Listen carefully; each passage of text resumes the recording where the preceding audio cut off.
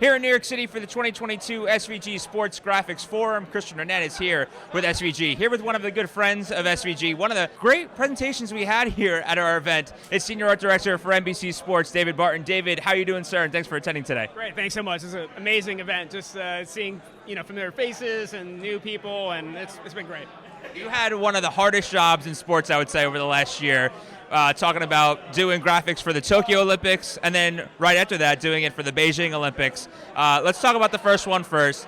The creativity that went behind that package, the inspiration for bringing things to light. How did that go to kind of come up and say, all right, this is what we're going to run with, and this is what we made for one of the world's biggest events that are televised? I think it really just starts just have a love for Tokyo to begin with. Family in Japan, so going there every year. It's just like when it was dropped on us and we knew we had to go to Tokyo, it was just like a dream. So we had a senior designer, Masa, who had lived there, and I think we showed in the presentation. Just great bouncing ideas off of him, and honestly, it's just a creative playground. So it's great. What were some of the challenges that you kind of had to encounter when you first thought of the Tokyo package, when you guys were first starting to come up with it? I think the idea is quickly saying how do we try and do something differently and try and bring in as many different creative ideas and influences, because really Tokyo is just an open canvas. All that creativity comes into that city and something unique happens all the time. So we needed to do the same thing too. So. Right, your presentation went into it a little bit, but you took something from anime, you took more of the kind of the hero shots, making sure it tapped into the culture of the host city while also putting your own spin on it. You didn't get any rest because opening ceremony, the Tokyo Games happened, closing ceremony, and then 6 months later you had the games in Beijing.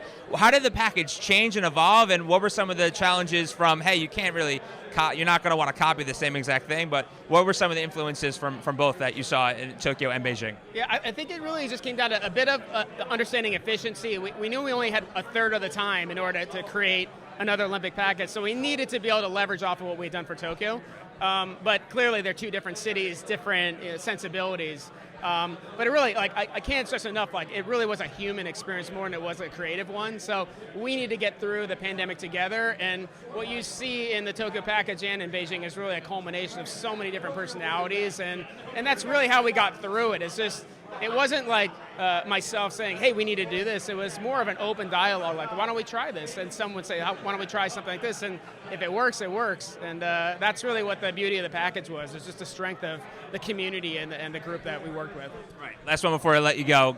Knock on wood, hopefully there's never a pandemic again, but God forbid another network or yourself had to go through this again. What are one or two pieces of advice for having to make a graphics package and then have 6 months later have to do it again?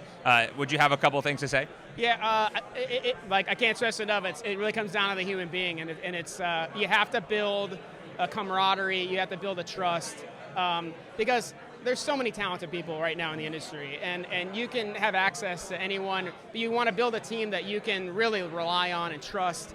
And it really comes down to just being a good person, and if you're down for it and you want to be a part of the team, then we can make something beautiful and something great. So enjoying what you do with the people you like doing it with.